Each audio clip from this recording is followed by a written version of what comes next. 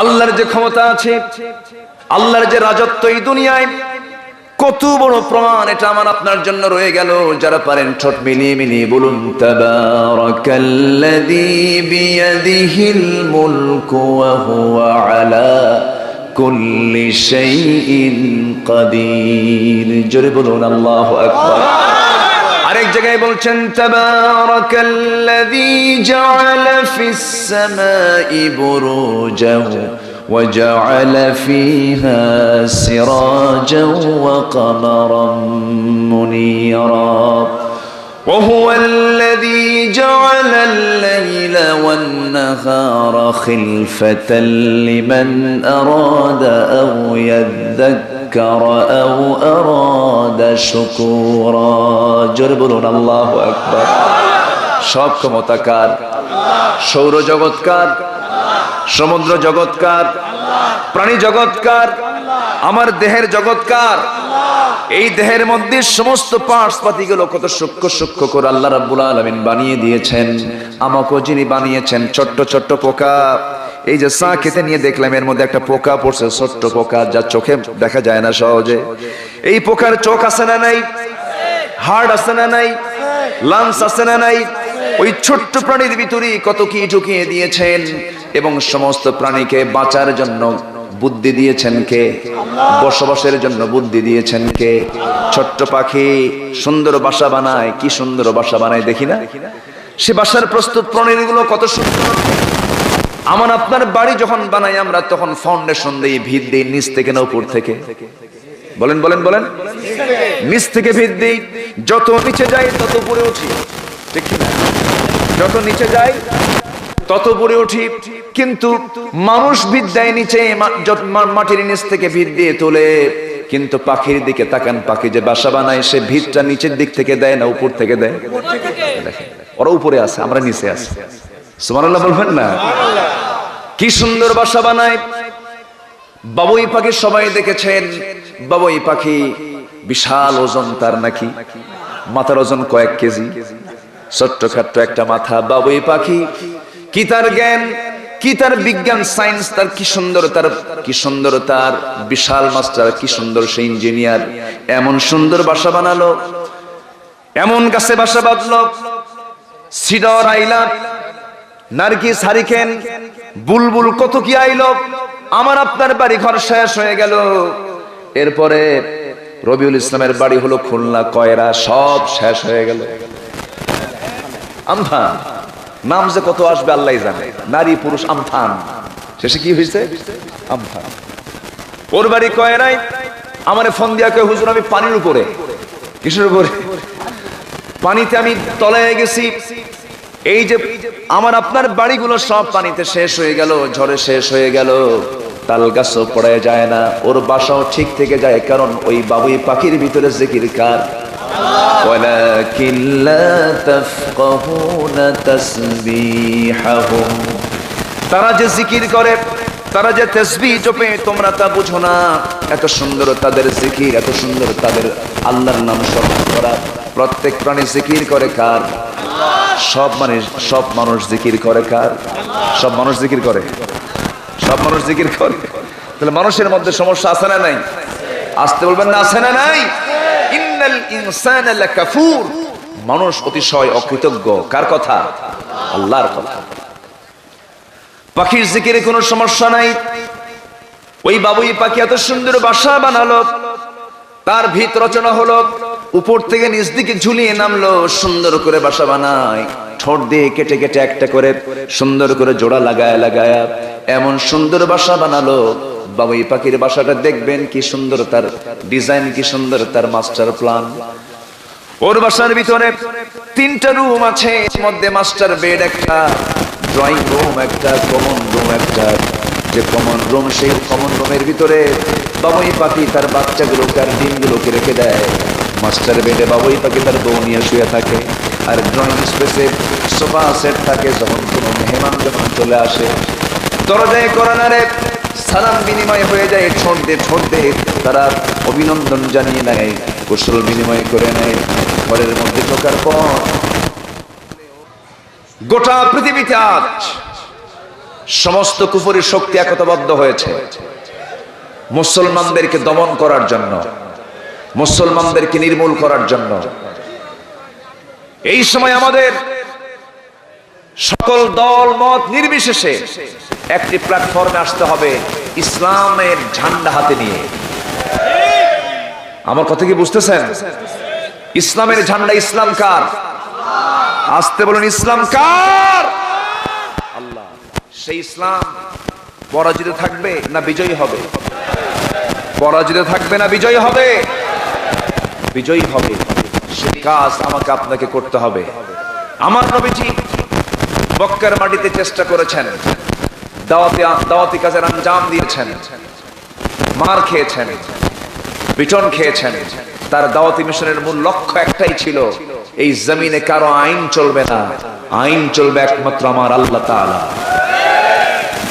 সমাজ থেকে সকল সামাজিক কাজ বন্ধ হবে কার বিধানের মধ্য দিয়া? আসতে বলবেন, কার বিধানের মধ্য দিয়া? ধর্ষণ বন্ধ হবে না কখনো। কখনো ধর্ষণ আপনি বন্ধ করতে পারবেন না। ধর্ষণ আগে আসে না, আগে হলো দর্শন। আগে কি? দর্শন। এরপরে আকর্ষণ, এরপরে ঘর্ষণ, এরপরে ধর্ষণ। ঠিক কিনা? আপনি মেয়েদেরকে উলঙ্গ করে বের করার অনুমতি দিবেন? আগামীকাল থেকে যদি সকাল থেকে ঘোষণা জারি হয়, বাংলাদেশের কোন মুসলিম পরিবারের মেয়ে বাইরে বের হতে হলে কবজি, হাতের কবজি, 2 চোখ আর 2 পা ছাড়া কোন অঙ্গ বের করলেই তাকে গ্রেফতার করা হবে। একটা আইন যদি কার্যকর করা হয়, আল্লাহর কসম, সকল প্রকার ইফটিজিং, জেনা, ব্যভিচার, ধর্ষণ সব বন্ধ হয়ে যাবে। ঠিক কিনা? এগুলো বললেই তো আমরা দোষী। এগুলো বললেই আমাদের বলে যে হুজুর আপনি তো নারীদেরকে অবমূল্যায়ন করছেন, নারীদেরকে আপনি বস্তার মধ্যে তুলে দিচ্ছেন। ও, আপনি তাকায় থাকবেন না? তোর নজর খারাপ। নিজের বউ দেখ, অপরের বউ দেখিস কেন? ঠিক কিনা? কোন আলেম ওলামা অপরের বউ নিয়ে শুয়ে থাকে না। শুয়ে থাকে তারাই যারা পর্দার বিরুদ্ধে অবস্থান গ্রহণ করতে চায়।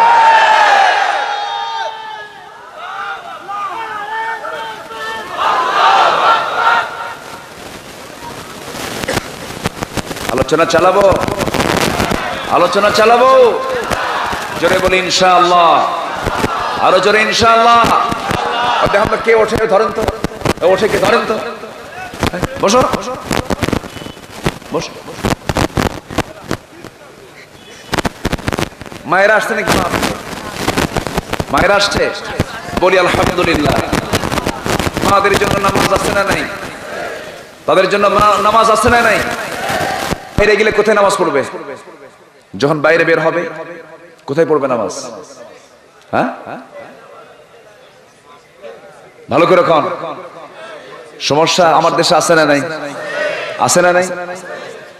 তোমার বউ নিয়ে তুমি বাইরে গেছো, নামাজ পড়বে কোথায়? তোমার বউ নিয়ে নির্ধারিত জায়গা কোথায়?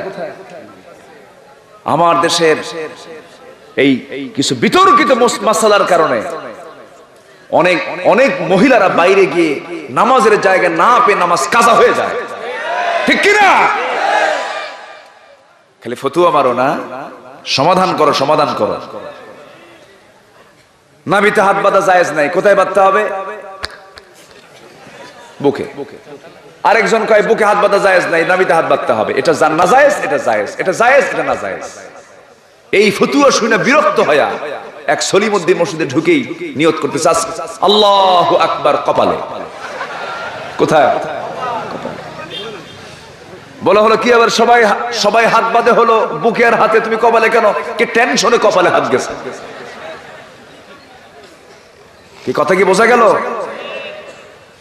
যারা এই সমস্ত খুঁটিনাটি বিষয়গুলোকে নিয়ে কথা বলে, ওরা আসল কাজে নাই, ওরা ময়দানে নাই, ওরা মার খেতে রাজি নয়, জেলখানায় যেতে রাজি নাই, হুমকি ধামকি শুনতে চায় না, এসি রুমের ভিতরে বসে ফতুয়া মারে। ঠিক কিনা? রাস্তায় কাজ করো, মাঠে কাজ করো। রাজপথের লড়াকু সৈনিক ছিলেন মুহাম্মদ সাল্লাল্লাহু।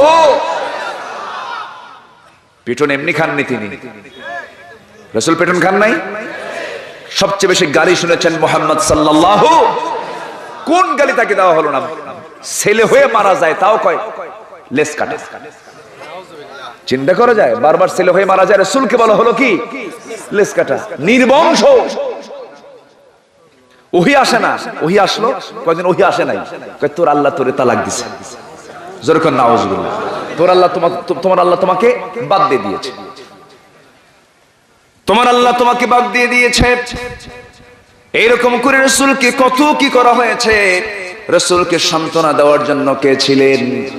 আমার আপনার জন্য সান্ত্বনা দেওয়ার জন্য কে আছেন? গোটা পৃথিবীর সমস্ত মানুষ যদি আমার ক্ষতি করতে চায়, লা ইয়াদুররুকা শাইআন, কেউ তোমার ক্ষতি করতে পারবে না। আর তোমার যদি কোনো কল্যাণ গোটা পৃথিবীর মানুষ যদি করতে চায়, আল্লাহ যদি তোমার ক্ষতি করতে চান, পৃথিবীর মানুষ তোমার কোনো কল্যাণ করতে পারবে না। সকল কল্যাণ সমস্ত ক্ষতি কার হাতে? আসতে বলবেন না, কার হাতে? আল্লাহর হাতে। আমার নবীজিকে গালমন্দ করা হলো, রাসূলকে নির্বংশ বলা হলো, সন্তানগুলো হয়ে হয়ে মারা যায়। ছেলের সন্তানগুলো দিয়েছিলেন কে? আসতে বলবেন না, কে দিয়েছিলেন? আবার নিয়েছেন কে? দোষটা কার? আল্লাহ। আল্লাহর দোষ। বাচ্চা নিয়ে যায় আল্লাহর দোষ। আল্লাহ যা মনে করেন তা করেন, আল্লাহ সিদ্ধান্ত চূড়ান্ত। বলি আলহামদুলিল্লাহ। আমার নবীজি কখনো মনক্ষুণ্ণ হন নাই, মন মরা হন নাই। সন্তান ছেলেগুলো একটা দুইটা না, চারটা ছেলে, কাসেম, তাহের, তাইয়্যিব, ইব্রাহিম, চারটা ছেলে তার দুনিয়া থেকে গত হয়ে গেল। চারটা মেয়ে তার জীবিত ছিলেন। এই চারটা সন্তান যখন দুনিয়া থেকে বিদায় হলো, খাদিজার চোখে পানি, খাদিজার মন মরা। রাসূল তার 7 বছরের কাসেম রাদিয়াল্লাহু আনহু কি কোলের মধ্যে নিয়ে, মৃত সন্তান কোলের মধ্যে নিয়ে রাসূল খাদিজার সামনে দাঁড়ালেন। খাদিজার চেহারার দিকে তাকায় বলছেন, খাদিজা তোমার তো দারুণ কষ্ট হচ্ছে। নবীর চোখেও পানি, রাসূল কাঁদতে মানা করেছেন। সাহাবা কেরাম বলছেন, ইয়া রাসূলুল্লাহি, আপনার চোখে পানি, আপনি মানুষ মারা গেলে পরে কাঁদতে মানা করেছেন। রাসূল বললেন, না না, তোমরা বুঝতে পারো না, কারণ মায়া দয়া কে দিয়েছেন, মুহাব্বতটা কে দিয়েছেন। তবে আন-নিয়াহাতু আলাল মাইয়িত, মৃত ব্যক্তির জন্য মাতম করা, চিৎকার করা, কাপড় চোপড় ঠিক থাকে না, অনেক মহিলার আছে না নাই, কাপড় চোপড় ঠিক থাকে না, গীত গিয়ে গান গেয়ে সেই শোকের মাতম করা, এটা হারাম, এটা করা যাবে না। তবে সন্তান মারা গেছে, যে বাবার চোখে পানি আসে না সেটা কি বাবা নাকি?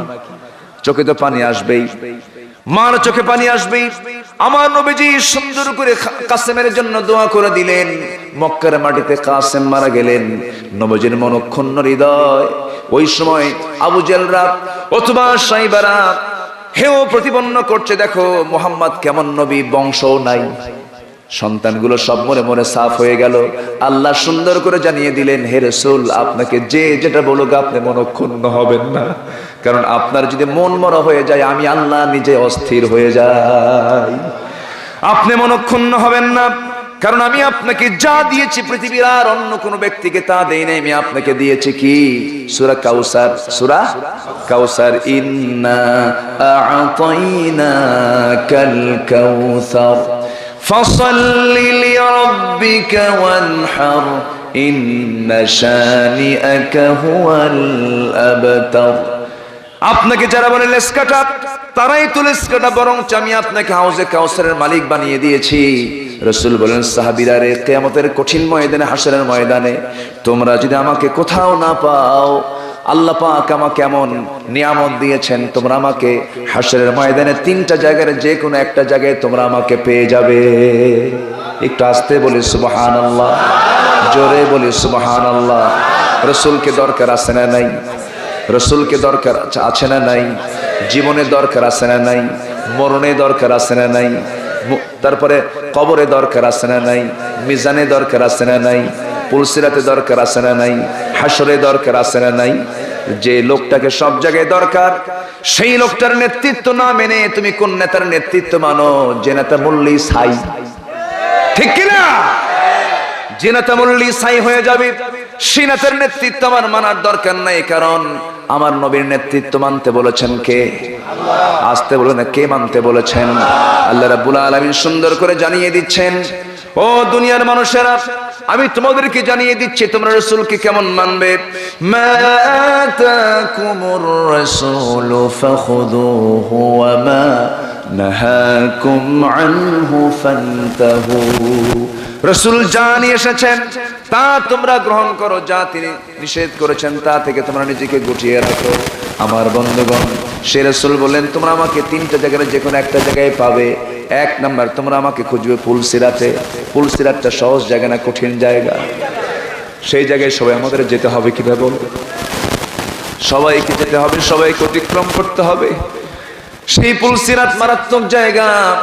ওই পুলসিরাত যদি না পার হতে পারি, সোজা নিচে কি আছে? জাহান্নামে আমাকে আপনাকে পড়তে হবে। সেই পুলসিরাতে রাসূল বলেন তোমরা আমাকে যদি না পাও, তোমরা আমাকে খুঁজবে মিজানের পাল্লার কাছাকাছি। মিজানের পাল্লাতেও যদি তোমরা আমাকে না পাও, তোমরা আমাকে 3 নম্বর স্টেশন, তোমরা আমাকে খুঁজে পাবে সেই হাউজে কাউসারের কাছাকাছি। হাউজে কাউসারে তোমার সঙ্গে আমার যদি সাক্ষাৎ মিলে যায়, মোলাকাত যদি হয়ে যায়, জান্নাতের পেয়ালা দিয়া সেই হাউজে কাউসার থেকে আমি পানি বের করে, হাউজে কাউসার থেকে জান্নাতের পেয়ালা দিয়ে হাউজে কাউসার থেকে পানিটা তুলবো, জান্নাতের পেয়ালা নিয়ে আমি তোমাকে আমার বরকতি হাতে পান করায় দেব। জনমের মতো তৃষ্ণা নিবারণ হয়ে যাবে। আমি তুমি সঙ্গে করে জান্নাতের ভিতরে প্রবেশ করবো। জোরে বলেন সুবহানাল্লাহ। রাসূল দরকার আছে? সে রাসূলকে না মেনে অন্য কোন নেতাকে মানা যাবে? আসতে বলে মানা যাবে? তিনি কি ছিলেন না? সব কিছুর তিনি আদর্শ ছিলেন। তিনি ঘরের আদর্শ, বাইরের আদর্শ, সকল কিছুর মডেল তিনি ছিলেন। সে রাসূলকে সাহাবায়ে কেরাম ভালোবেসেছেন। কি পরিমাণ ভালোবেসেছেন, কি পরিমাণ আনুগত্য করেছেন। ওয়াকালু সামি'না ওয়া আতা'না গুফরানাকা রাব্বানা ওয়া ইলাইকাল মাসির। তাদের আনুগত্য এমনটা ছিল, শুনলাম মানলাম, রাসূল যা বলেছেন তা শুনেছেন। রাসূল বলেন সাহাবীরা শোনো, মক্কায় থাকা যাবে না, চলো মদিনায় যাই। কোন সাহাবী, কোন মুহাজির সাহাবী কি নিষেধ করেছেন নাকি? মানা করেছেন নাকি? অস্বীকার করেছেন নাকি? রাসূল যা বলেছেন সঙ্গে সঙ্গে তা মানছেন। খেজুরের পাকা বাগান সব ছেড়ে দিলেন। রমরমা ব্যবসা, বড় বিজনেস, সব বিজনেস ছেড়ে দিলেন। আমার নবীজি সাহাবায়ে কেরামকে অর্ডার করলেন, চলো আমরা মদিনার দিকে চলে যাই। রাসূল অর্ডার দিয়া নিজের জন্মভূমি, নিজের ঘর বাড়ি ছেড়ে দিয়া যখন মদিনার দিকে রওনা দিলেন, একজন সাহাবী ছিলেন মক্কার সবচেয়ে একজন ধনী মানুষদের একজন। সেই সাহাবী যখন জানতে পারলেন রাসূল তার মক্কার বাড়িতে নাই, ওই সাহাবী করলেন কি, ব্যবসা বাণিজ্য সব বন্ধ করে দিয়া, বউটা ইসলাম কবুল করে নাই, সন্তানরাও ইসলাম কবুল করে নাই, সব কিছু ছেড়ে দিয়া নবীজির মহব্বতে, দ্বীনের মহব্বতে, আল্লাহর মহব্বতে তিনিও মদিনার দিকে রওনা করলেন। কয়েকদিন চলে গেল। আমার নবীজি সেই সাহাবীর দিকে তাকায়া বারবার নজর দিচ্ছেন, আর নবীজি হু হু করে কেঁদে ফেলছেন। ওই সাহাবী বলছেন, ইয়া রাসূলুল্লাহ, আপনি আমাকে দেখে কাঁদেন কেন, কি হয়েছে? রাসূল বলছেন, ও সাহাবী আব্দুর রহমান ইবনে আওফ রে, আমি মক্কার মাটিতে তোকে দেখেছি, কত বড় ব্যবসা তোর ছিল, বউ বাচ্চা ছিল, সব কিছু ছিল, বিশাল ঘরবাড়ি ছিল, সব কিছু ছেড়ে দিয়া দিনকে মহব্বত করে, আমাকে মহব্বত করে তুই মদিনায় চলে আসলি। তোর কি একটু বিন্দু পরিমাণ কোন আফসোস হয় না? তোর কি বিন্দু পরিমাণ একটু চিন্তা হয় না তোর পরিবার নিয়ে, ব্যবসা বাণিজ্য নিয়ে? ইবনে আব্দুর রহমান ইবনে আওফ মুস্কি হাসি মেরে বলছেন, ইয়া রাসূলুল্লাহ, বিন্দু পরিমাণ কোন আফসোস নাই, কারণ আমার প্রাণের চেয়ে প্রিয় রাসূলকে আমি আমার কাছে পেয়েছি। জোরে বলি সুবহানাল্লাহ। আমার প্রিয় মানুষকে কাছে পেয়েছি, আমার দুনিয়ার কোনো কিছু আর দরকার নাই। রাসূল দারুণ খুশি হয়ে গেলেন। আব্দুর রহমান ইবনে আওফ কি বুকের সঙ্গে জড়িয়ে ধরে বলছেন, আব্দুর রহমান রে, জান্নাতের সংবাদ আল্লাহ পাক আমাকে জানিয়েছেন, তুই দুনিয়াতে জান্নাতের সংবাদ পেয়ে গেছিস। জোরে কোন সুবহানাল্লাহ। জান্নাতের সংবাদ পেয়েছেন কয়জন? আসতে বলবেন না, কয়জন? 10 জন সাহাবী, এর মধ্যে আব্দুর রহমান ইবনে আওফ একজন, বদরের সাহাবী, বদরের যুদ্ধ তিনি নেতৃত্ব দিয়েছেন। এই আব্দুর রহমান ইবনে আওফ রাসূলকে দারুণ ভালোবেসেছেন। আমার নবীজি তাকে দেখি একজন ধনী আনসার সাহাবীকে ডাক দিয়ে বলছেন, ও আনসার সাহাবী, আমার প্রিয় সাহাবী আব্দুর রহমান, বড় ব্যবসায়ী ছিল, দেখো তো এর জন্য কিছু ব্যবসা করা যায়, এর জন্য কোনো ব্যবস্থা করা যায় কিনা। আনসার সাহাবী নবীদের কথাটাকে বরকত মনে করলেন, তাকে সঙ্গে করে নিয়া মদিনার সবচাইতে বড় বড় দুইটা খেজুর বাগান দেখায় দিলেন। বড় বড় দুইটা খেজুর বাগান দেখায় দিয়ে বলছেন, ও আব্দুর রহমান ইবনে আউফ, রাসূল যেহেতু তোমার ব্যাপারে আমাকে দায়িত্ব দিয়েছেন, এই দুই বাগানের মধ্যে যে বাগান তোমার পছন্দ হবে সেই বাগানটি তোমার নামে দলিল হয়ে যাবে। একটু আস্তে কান সুবহানাল্লাহ। মুহাব্বতের দরকার আছে না নাই? মুহাব্বতের দরকার আছে না নাই? ভালোবাসার দরকার আছে না নাই? আমাদের পারস্পরিক মুহাব্বতটা বাড়াতে হবে। না জানি কোন গোপন কোন দুর্বলতা, না জানি কোন কৃপণতা আমাদের মাঝে দূরত্বকে বাড়ায় দিয়েছে। দূরত্ব যত বাড়বে শয়তানি ফিতনা তত বাড়বে, আর দূরত্ব যত কমে ভ্রাতৃত্বের বন্ধন যত বেড়ে যাবে। কাফের মুশরিকরা, বেদিনরা, ব্রাহ্মণ্যবাদীরা তাদের সজাগে দৌড়াতে বাধ্য হয়ে যাবে। ঠিক কি না? মুসলমানদের একটা হুঙ্কার কাফের বেঈমানদের পরাজয়ের জন্য যথেষ্ট। কিচ্ছু লাগবে না, শুধু ইমানি হুঙ্কার লাগবে। কি হুঙ্কার? ইমানি হুঙ্কার। আমার ভাইয়েরা, একটু কান লাগান, মনোযোগ দিয়ে শোনার চেষ্টা করুন। ওই সাহাবী, আনসার সাহাবী এই প্রপোজ যখন করলেন, আব্দুর রহমান ইবনে আউফ রাদিয়াল্লাহু তাআলা আনহু শুনে বলছেন, ভাই তুমি আমাকে সুন্দর কথা শুনিয়ে দিয়েছো, আর কি বলবে বলো। এবার তিনি বলছেন, শোনো, আমার দুইটা বউ, একটা বউ হলো চলে, তোমার তো একটা বউ নাই, তুমি ইয়াং মানুষ। এই মদিনার কোনো মেয়ের বাবা তোমার সঙ্গে বিয়ে দেবে না, কারণ তোমার ঘর নাই, বাড়ি নাই, টাকা নাই, পয়সা নাই, কোনো কিছুই নাই। অতএব আমার দুইটা বউ আছে, যে কোনো একটা বউকে আমি তালাক দেব, তুমি তাকে স্ত্রী হিসেবে গ্রহণ করবে, আমি তোমার জন্য এতটুকু করতে পারি। কি মুহাব্বত, কি ভালোবাসা সাহাবীদের মধ্যে পয়দা ছিল। আমার নবীজির এই প্রিয় সাহাবী আব্দুর রহমান শোনা মাত্রই ওই আনসার সাহাবীকে বুকের মধ্যে জড়িয়ে ধরে বলছেন, আমার আনসার সাহাবী ভাই রে, আমি মুহাজির হিজরত করে মক্কা থেকে মদিনায় আসছি। আমার বাজানো ছিল, আমার বউ ছিল, সন্তান ছিল, সবই ছিল, কিন্তু তুমি যে আমাকে দেওয়ার জন্য প্রস্তুতি নিয়েছো, আমার নেওয়ার কোনো প্রয়োজন নাই। আমি একজন ব্যবসায়ী মানুষ, আমাকে একটু বাজার দেখায় দাও, ব্যবসার সিস্টেম একটু শেখায় দাও, আমি ঠিক মতোই সবকিছু করতে পারবো। তিনি কিচ্ছু নিলেন না, কোনো দোকান নিলেন না, কোনো বাজার নিলেন না, কোনো বাগান নিলেন না, কিচ্ছু না নিয়া ব্যবসা করার জন্য একটা বাজার তিনি চিনে নিলেন। টুকটুক করে সেখান থেকে যতটুকু ছিল তার কাছে, যতটুকু পয়সা ছিল, সেখান থেকে ব্যবসা বাণিজ্য শুরু করলেন। ব্যবসা করতে করতে কয়েক রতি সোনা কামাই হয়ে গেল। বউ তো নাই ঘরে, যুবকের বিয়ের দরকার আছে না নাই? আসতে বলবেন না, আছে না নাই?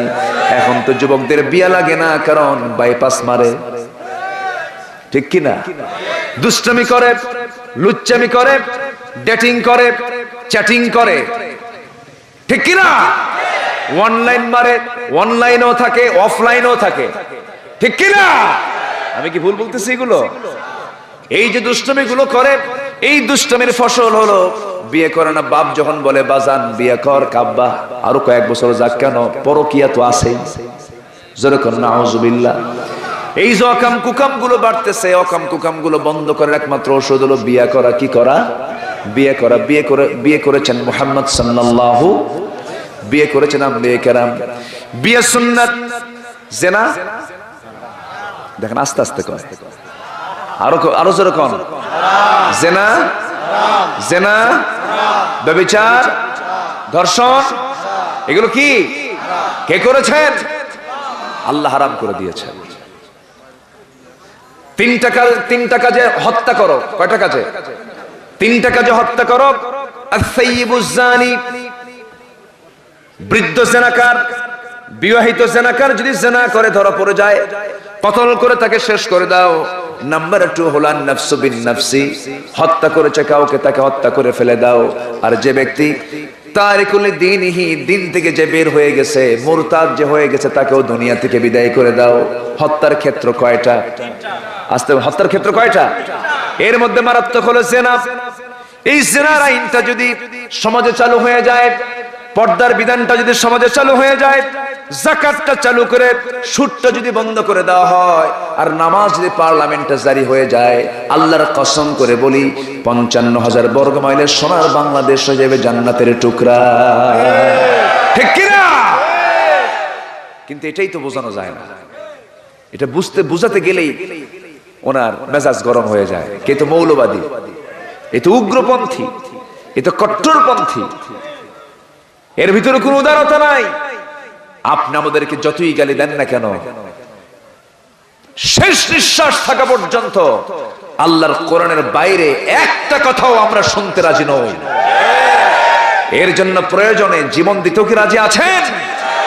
আল্লাহও জান্নাত দিতে রাজি আছেন। জোরে বলি সুবহানাল্লাহ। এটার নাম হচ্ছে ইবাদত। এটার নাম কি? ইবাদত। আব্দুর রহমান ইবনে আউফ ব্যবসা করে কয়েক রতি সোনা কামাই করলেন। কয়েক রতি, রতি বুঝেন তো? আনি বেশি না রতি বেশি? বলেন, আনি বেশি না রতি বেশি? আনি বেশি, রতি কম। আনিও না, কয়েক রতি সোনা কামাই করেছেন। সেই কয়েক রতি সোনা কামাই করে একটা মেয়ের সিদ্ধান্ত হয়ে গেছে, বিয়ের ব্যাপারে সিদ্ধান্ত হয়ে গেছে, বিয়েটা করে নিলেন। 3টা দিন 4টা দিন চলে যায়, নবীজির সঙ্গে তার কোনো সাক্ষাৎ হয় না। আব্দুর রহমান ইবনে আউফ 4-5 দিন পর নবীর সঙ্গে সাক্ষাৎ করতে গেছেন। গায়ে সুন্দর জামা এবং তার গায়ে সুন্দর গন্ধ সুগন্ধি ছড়াচ্ছে তার শরীর থেকে, চেহারার ভিতরে লাবণ্যতা চলে আসছে। নবীজির সঙ্গে সালাম বিনিময় হয়ে গেল। রাসূল বললেন, আব্দুর রহমান, তোমার চেহারার দিকে তাকায় মনে হচ্ছে তুমি একটা কিছু ঘটাইছো। সুবহানাল্লাহ বলবেন না? তুমি একটা কিছু করেছো।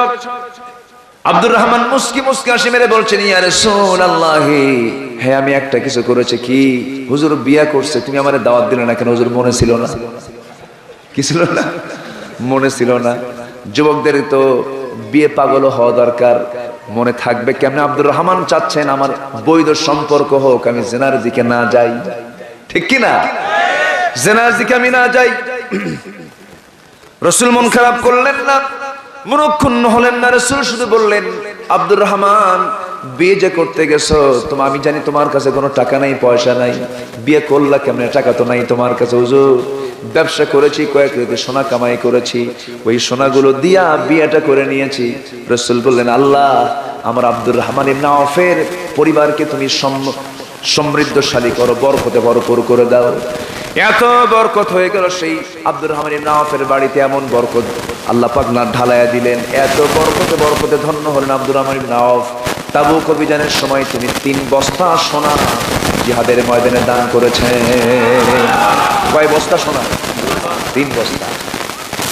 বরকত কে দেন? বরকত কে দেন? আল্লাহ।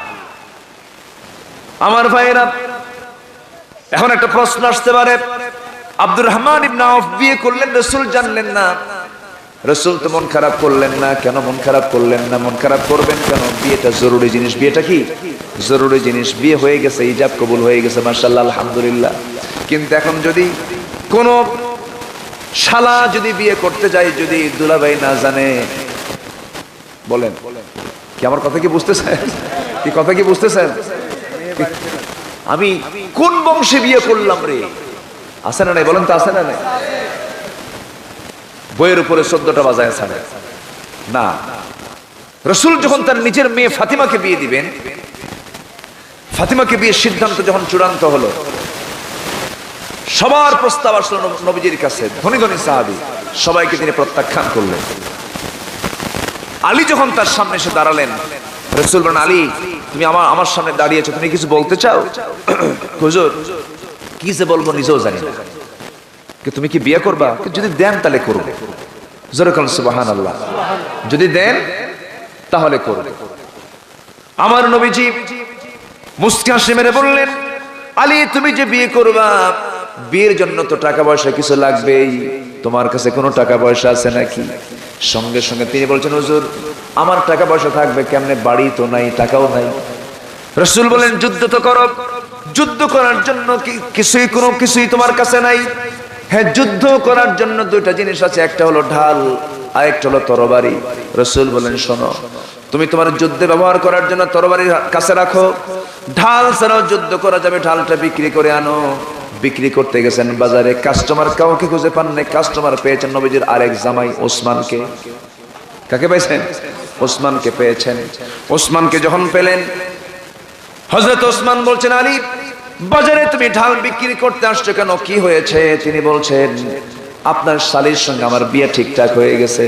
ওসমান বলছেন আমি তো খবর জানি না, তবে আলহামদুলিল্লাহ। তবে জোরে জোরে জোরে জোরে জোরে জোরে বলুন, বিয়েটা জরুরি। বিয়েটা কি জরুরি? জিনা থেকে বাঁচার জন্য। আল্লাহর শুকরিয়া আদায় করে ফেললেন। হযরত আলী ঢাল বিক্রি করে টাকা কয়েকশো দিরহাম নিয়ে নিলেন। ওসমান রাদিয়াল্লাহু আনহু তাকে টাকাও দিয়ে দিলেন। কয়েক হাত কয়েক পা হেঁটে যাওয়ার পর পিছন থেকে ডাকছেন, আসাদুল্লাহিল গালিব আলী, তোমার হাতে কি ঢাল না থাকলে মানায় নাকি?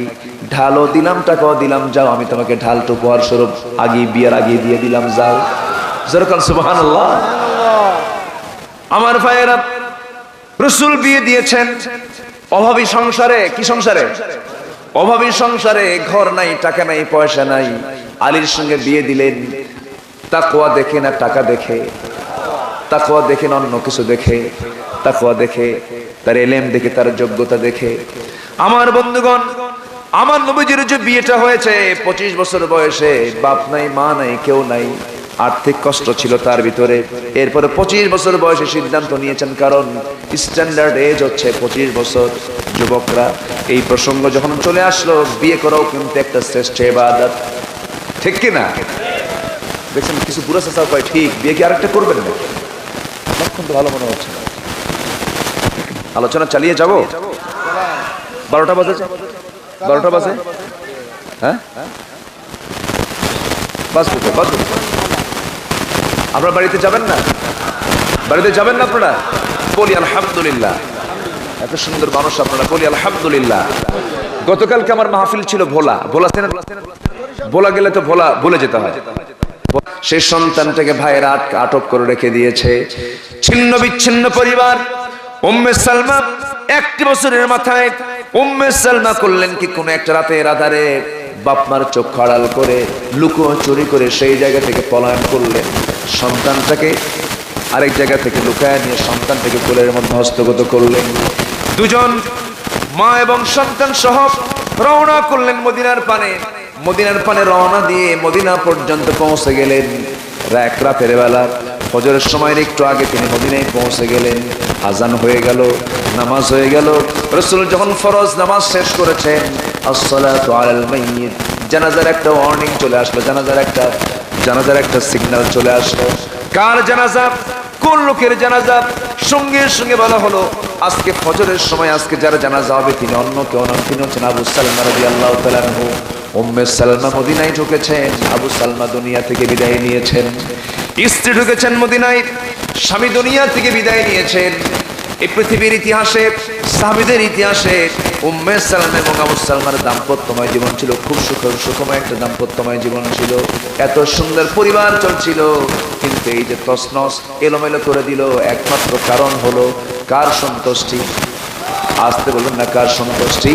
আল্লাহর সন্তুষ্টি, আল্লাহর দাসত্ব। আমার ভাইয়েরা, আবু সালমা উম্মে সালমাকে দারুণ ভালোবাসতেন। উম্মে সালমা আবু সালমাকে দারুণ ভালোবাসতেন। ভালোবাসার আধিক্যে একদিন আবেগ আপ্লুত হয়ে উম্মে সালমা বলে ফেললেন, আমার স্বামী হলো, আজকে আপনাকে আমি একটা জটিল প্রশ্ন করবো। কি জটিল প্রশ্ন? বলো। আমার স্ত্রী, আমার প্রাণ করে স্ত্রী, তুমি আমাকে কি প্রশ্ন করবে বলো। কারণ উম্মে সালমা বলছেন, আপনি আমাকে কেমন ভালোবাসেন? দারুণ ভালোবাসি। জীবন দিয়া না জীবন রেখে? আবু সালমা বলছেন, আমি তোমাকে দারুণ ভালোবাসি। তুমি অবশ্যই ভালোবাসি। একটা প্রশ্ন আমি আপনাকে করব। কি প্রশ্ন বলেন? সেই প্রশ্ন হলো, আমার স্বামী গো, আল্লাহ কি করবেন জানি না, এমনটা যদি হয়ে যায়, আমার মৃত্যু যদি আপনার আগে হয়ে যায়, আপনার স্বামী পৃথিবীতে বেঁচে থাকলেন, আমি আপনার স্ত্রী দুনিয়া থেকে বিদায় নিলাম, কিন্তু আমার বিদায়ের পর আপনি কোনো দ্বিতীয় বিবাহ করবেন কিনা আপনি আমাকে বলেন।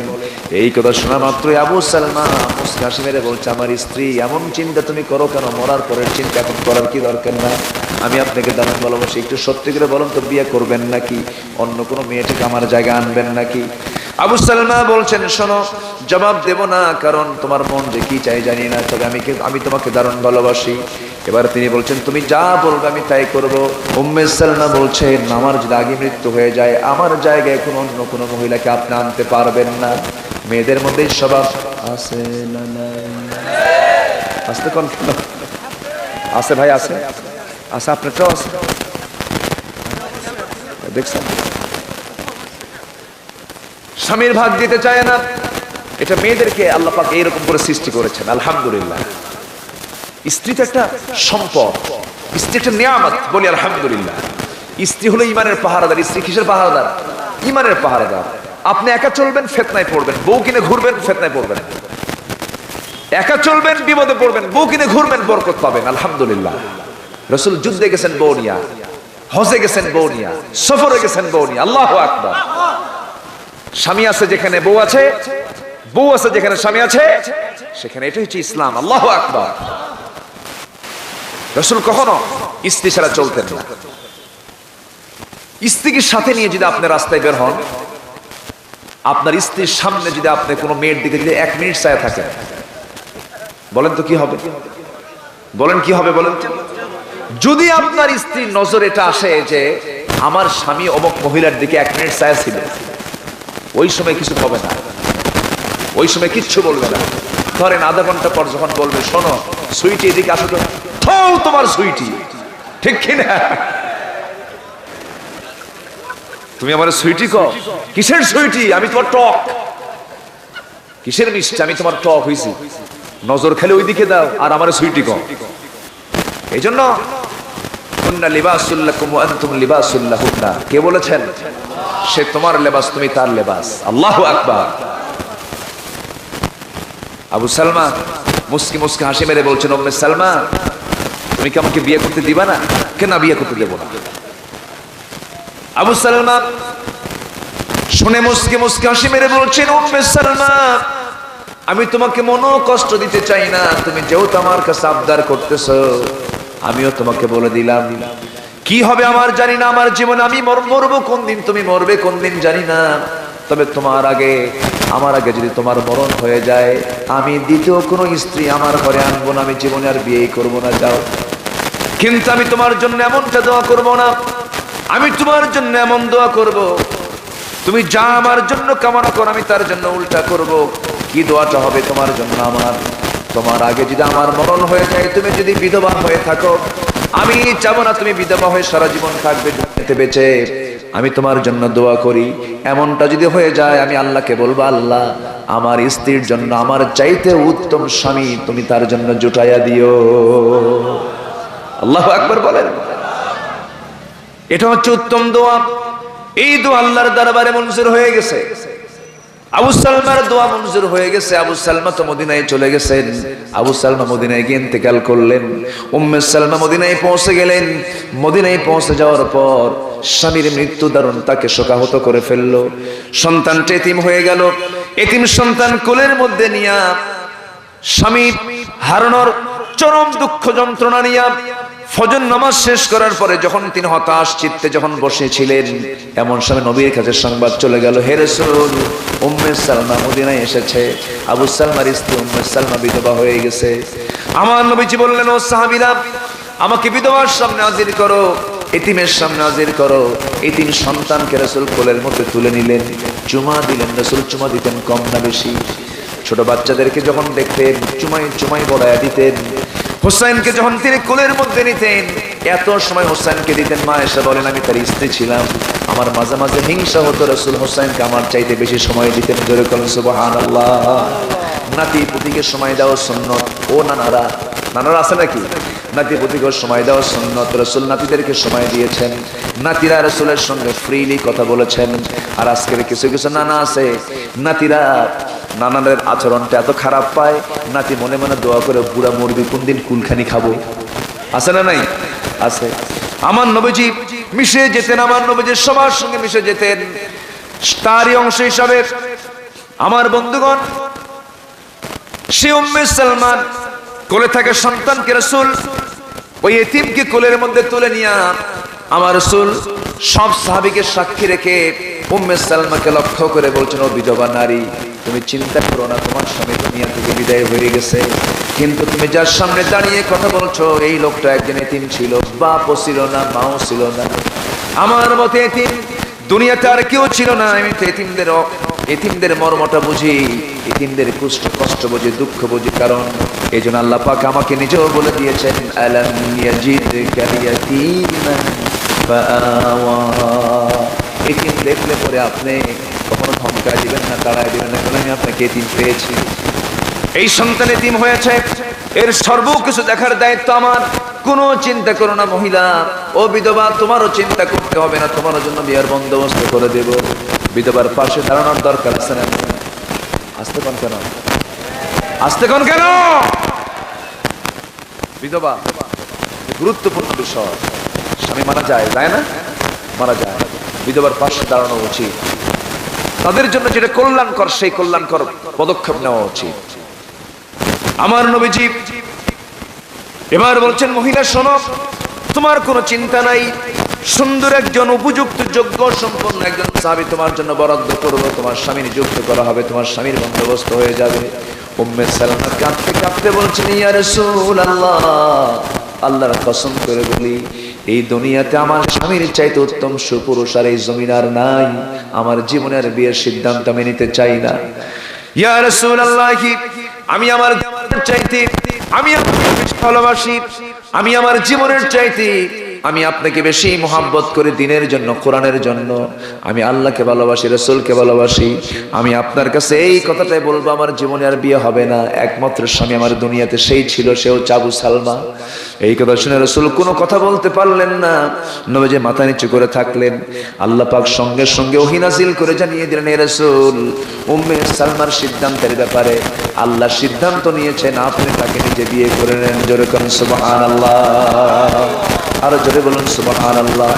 রাসূল যে বিয়েগুলো করেছেন নিজের চিন্তায় না, আল্লাহর সিদ্ধান্ত, নিজের সিদ্ধান্ত না, আল্লাহর সিদ্ধান্ত। তবে রাসূলের বিয়ে নিয়ে কোনো কথা বলা যাবে আর বলবেন না যাবে।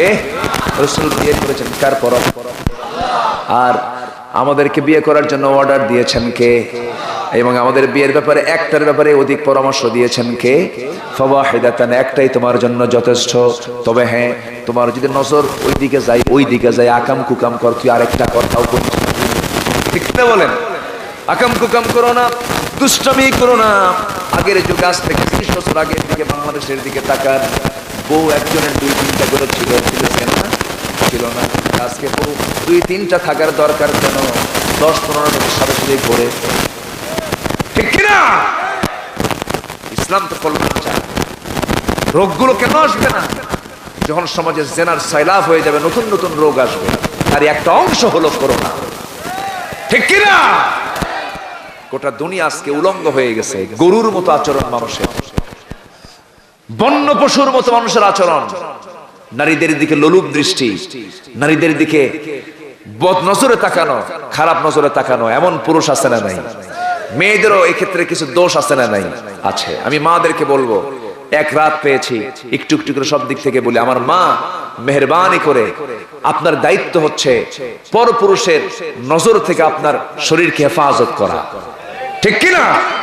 পরপুরুষ যেন আপনাকে দেখে আকৃষ্ট না হয়, এমন জাতীয় কোনো আচরণ আপনার দ্বারা যেন প্রমাণ না পেয়ে যায়, এমন ভাবে আপনাকে চলতে হবে। আল্লাহ তুমি মাদেরকে কবুল করে নাও। জোরে বলি আল্লাহুম্মা আমিন, আরো জোরে আল্লাহুম্মা আমিন। তাহলে প্রথম আয়াতে আমরা শিখলাম হলো ইবাদত করব কার? আসতে বলবেন না, কার? ওয়ান আকিম ওয়াজহাকা লিদ-দীন হানিফা, এবং তুমি তোমার চেহারা নিয়ে দাঁড়িয়ে যাবে কার দিকে? কার দিকে দাঁড়াবে? নামাজ কয় ওয়াক্ত পড়বো আমরা? 5 ওয়াক্ত নামাজ পড়বেন কারা কারা? একটু হাত তুলে দেখান তো, চিৎকার মেরে বলুন, ইয়া আল্লাহ, ইয়া আল্লাহ, ইয়া রহমান, ইয়া রহিম, ইয়া হাইয়্যু, ইয়া কাইয়্যুম। ইয়া আল্লাহ, আমাদেরকে 5 ওয়াক্ত সালাত আদায় করার তৌফিক তুমি আল্লাহ দিয়ে দাও। জোরে বলি আমিন, আরো জোরে আমিন, আরো জোরে আমিন। হাত নামান। আল্লাহ তুমি বান্দাদেরকে নামাজ বানাও। জোরে বলি আল্লাহুম্মা আমিন। সম্মানিত ভাইয়েরা, যতটুকু হয়েছে আমরা বলে ফেলি আলহামদুলিল্লাহ, আরো জোরে বলি আলহামদুলিল্লাহ। ফজর পড়ব সবাই, জোহর পড়ব সবাই, তবে শেষে একটা কথা বলে যাই, সেই কথাটা একটাই কথা, এই জমিনে যতক্ষণ টিকে থাকবো, শেষ নিঃশ্বাস থাকা পর্যন্ত একটা সিদ্ধান্ত আমরা নিয়ে থাকবো, সেটা হলো এই জমিনে কোনো বাবার আইন আমরা মানি না, কোন নেতার আইন আমরা মানি না।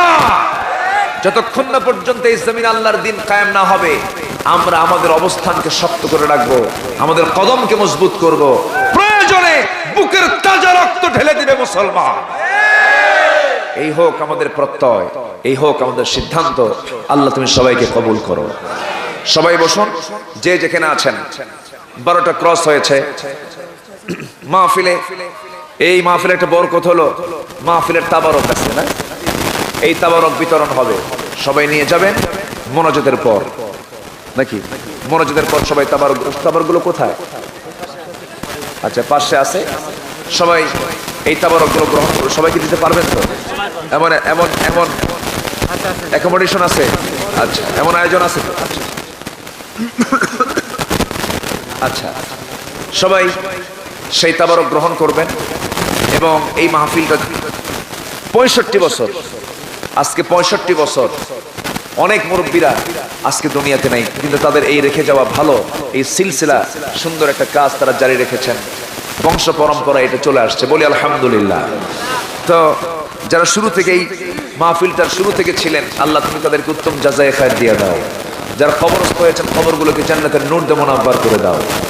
এখন তাবারক দেওয়ার স্বার্থে, সুবিধার্থে তাবারকটা যেন সবাই পান, কিভাবে দেওয়া যায়?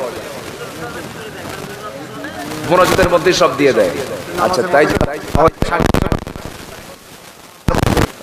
সবাই বসুন। আল্লাহুম্মা আমিন। ربنا ظلمنا أنفسنا وإن لم تغفر لنا وترحمنا لنكونن من الخاسرين ربنا لا تزغ قلوبنا بعد إذ هديتنا وهب لنا من لدنك رحمة إنك أنت الوهاب আল্লাহ তাআলা গভীর রাত, ঝুমরাত, নিভানো রাত্রিতে তোমার চাঁদের মতো হাজারো মুসলমান নরনারীকে নিয়ে তোমার কারণে সূরা ইউনূসে দুটি আয়াতকে সামনে রেখে ইবাদত এবং শিরকের উপরে হালকা কিছু আলোচনা করেছে। গুনার বোঝা কাঙ্গাল ফিকিরের মতো দুটো হাত পেতে আছে। আল্লাহ, গুনার দিকে নজর দিও না, বান্দা মনে করে তামাম জীবনের গুনাহগুলোকে মাফ করে দাও। জনম দুঃখিনী মা, জনম দুঃখী বাপজান যারা চলে গেলেন, জিন্দেগির গুনাহগুলো মাফ করে দাও, কবরগুলোকে জান্নাতের টুকরা বানায় দাও। অনেকে আলোচনা শেষ করে বাড়ি ফিরে যাব, বাড়িতে ফিরে গিয়ে সব দেখবো, কিন্তু মাকে পাবো না। আব্বা আম্মা যারা চলে গেলেন, জিন্দেগির গুনাহগুলো মাফ করে দাও, কবরগুলোকে জান্নাতের বাগিচা বানায় দাও। সবাই চক্ষু বন্ধ করুন, আল্লাহর শেখানো দোয়া পড়ে দিল থেকে, মন থেকে, কণ্ঠ উজাড় করে আব্বা আম্মার জন্য দোয়া করুন। রব্বির হামহুমা কামা রব্বায়ানি সগীরা, রব্বির হামহুমা কামা রব্বায়ানি, রব্বির হামহুমা কামা রব্বায়ানি সগীরা। ও আল্লাহ, বিশেষ করে এই মাহফিলের আয়োজন যারা করলেন আর শোনার জন্য দূর দূরান্ত থেকে যারা আসলেন, বিনিময়ে কিয়ামতের কঠিন ময়দানে যেদিন কেউ কাউকে চিনবে না, এমনকি মা পর্যন্ত সন্তানকে স্বীকার করে বসবে, যেদিন মানুষ কাঁদতে কাঁদতে চোখে পড়ে যাবে, চোখ থেকে রক্ত বের হওয়া শুরু হয়ে যাবে, রে আল্লাহ, সেই কঠিন মুসিবতের দিনে এই মাহফিল আমাদের সবার জন্য নাজাতের মাধ্যম বানাইয়াছিল। আল্লাহ, এই মাহফিলটার বয়স 65 বছর, মুরব্বীরা এই কাজের আঞ্জাম দিয়েছেন, আজকে খবর বসে করেছেন, খবরগুলোকে তুমি আল্লাহ জান্নাতের টুকরা বানায় দাও। আল্লাহ তাআলা,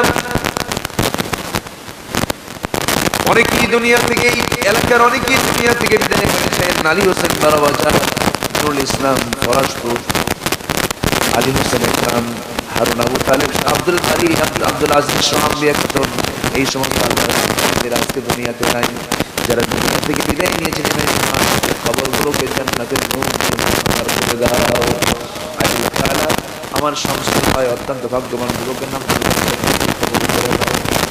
তোমার নাম তো আমার জানা নাই, যার যার যাওয়া তুমি আল্লাহ পাওয়া করে দিও, যার যা পাওয়া করে ঘরে ছেড়ে দিও, যে ঘরে মেয়ে নাই মেয়ে দিও, সন্তান মাকে তুমি আল্লাহ। এই পৃথিবীটা যত সিরিয়াল ছিল যা আমাদের সিরিয়াল থাকবে না, কে কখন চলে যাব জানি না। আমাদেরকে খবরে নিও না, মরতে যখন হবে শহীদ মৌত দুনিয়াতে ফেল করলে পাশের সুযোগ আছে, কিন্তু তোমার কাছে গিয়ে ফেল করলে আমরা পাস করতে পারবো না রে আল্লাহ। আল্লাহ তাআলা মুসলমানদের পায়ের তলায় মাটি নাই, মুসলমানরা আজকে মার খেতে খেতে শেষ হয়ে গেল। ও আল্লাহ, কাশ্মীর অস্থির একটা অবস্থা বিরাজ করছে, সিরিয়া ইয়েমেনে কোনো ফায়সালা হচ্ছে না, পৃথিবীর জনপদে জনপদে কত মুসলমান নির্যাতিত নিপীড়িত। আল্লাহ মেহেরবানি করে তোমার গায়েবী মদদ নাযিল করো, মুসলমানদের জন্য একটা অমর পাঠানোর ব্যবস্থা তুমি আল্লাহ করে দাও। আয় আল্লাহ তাআলা, তোমার বান্দাগুলো আমিন আমিন করছি, যার যা প্রার্থনা তুমি আল্লাহ দয়া করে মঞ্জুর করে নাও। আল্লাহ গো, এই পৃথিবী থেকে কোন দিন দুনিয়া থেকে বিদায় নেব জানি না, মূর্তি যখন হবে আল্লাহ শহীদে মৌত কপালে জুটাইয়া দিও। আল্লাহ, ওই গোটা দুনিয়া জুড়ে মুসলমানদের উপরে চরম নির্যাতন নিপীড়ন চলছে, তোমার গায়েবের সাহায্য নাযিল করো, সমস্ত জুলুমের অবসান তুমি আল্লাহ করে দাও। আল্লাহ, কোন দিন দুনিয়া থেকে বিদায় হব আমরা কেউ বলতে পারি না, তবে একদিন মরে যাব, মরে যাওয়ার সঙ্গে সঙ্গে আমার সব সম্পর্ক ছিন্ন হয়ে যাবে। বউ ভয়ে আসবে না, সন্তান ভয়ে কাছে আসবে না, চিৎকার মেরে মেরে কাঁদবে, সন্তান কাঁদবে, বউ কাঁদবে, আত্মীয় স্বজন কাঁদবে, ভাই বোনরা কাঁদবে, সব বাড়ি ঘর ভরে যাবে আত্মীয় স্বজন দিয়া। ও আল্লাহ, সেলাইওয়ালা কাপড় চোপড় গুলো কেচি দিয়ে কেটে কেটে আমার গায়ে এমন জামা লাগাই দেবে রে, যেই জামার কোনো সেলাই নাই, পকেট নাই, মাথায় বাঁধন পায়ে বাঁধন দিয়া দিয়ে রে জানাজা হাজির করাইয়া দেবে, জানাজা সম্পূর্ণ হয়ে যাবে, মরা মুখ সব দেখে দেখে চলে যাবে। আল্লাহ, মরা মুখ সব দেখে দেখে চলে যাবে, কিন্তু আমাকে আর ডাকবে না, আমাকে ধরে নিয়ে কবরের দিকে চলে যাবে, কবরে শোয়া দেবে, ওই কবরে শোয়া দিয়া ওই যে বিদায় দিয়ে দেবে রে, কিয়ামত পর্যন্ত আর কোনো খবর থাকবে না রে। ও আল্লাহ, শান্তি মুহূর্ত অন্তিম সময়ে যখন চলে আসবে, জামানে জারি করে দিও কালো জয়ী কালিমা তাইয়্যিবা লা ইলাহা ইল্লাল্লাহ মুহাম্মাদুর রাসূলুল্লাহ। আসসালামু আলাইকুম।